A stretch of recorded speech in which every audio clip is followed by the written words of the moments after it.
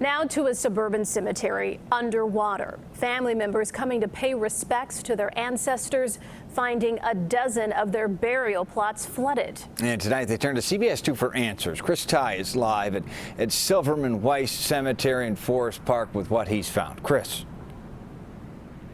Brad, Erica, it's happened for over a decade and still no fix. For those buried along the westernmost edge of this Forest Park cemetery, resting in peace doesn't come easy.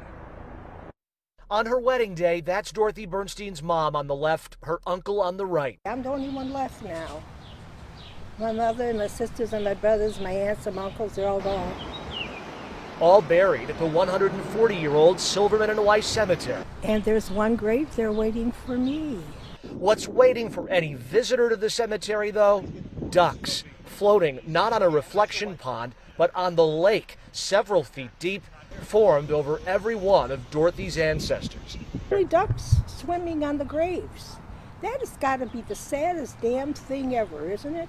It's just horrendous, the people that go to bed at night, without this on their conscience.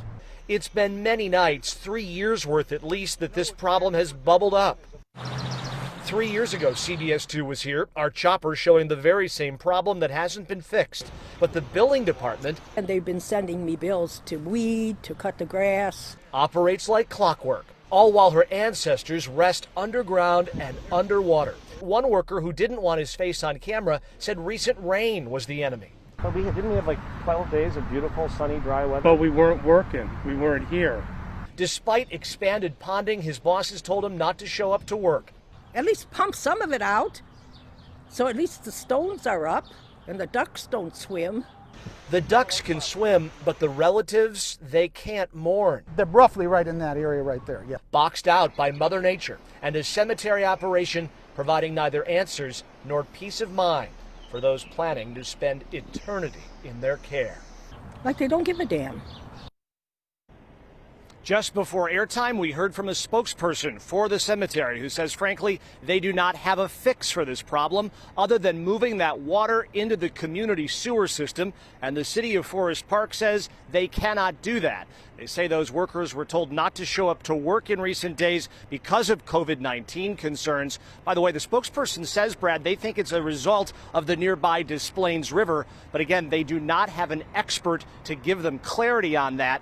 We did some homework. This company, this operation rather, that runs this cemetery has been answering questions from journalists like me on this exact matter since 2008, and the problem continues to persist. Yeah, so Chris, it might sound frivolously simple, but if we've been covering it for years, families have been complaining for years, why not move the burial plots elsewhere? Or if they say they don't have an expert, why not find an expert?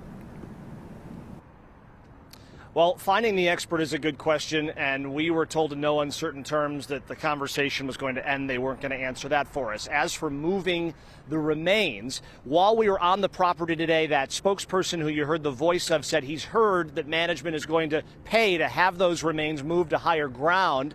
The spokesperson confirmed that they are doing that out of their own pocket. When we asked, how are you deciding which families to move, they weren't able to give any clarity on that. The family in our story says it's the first they've heard of it.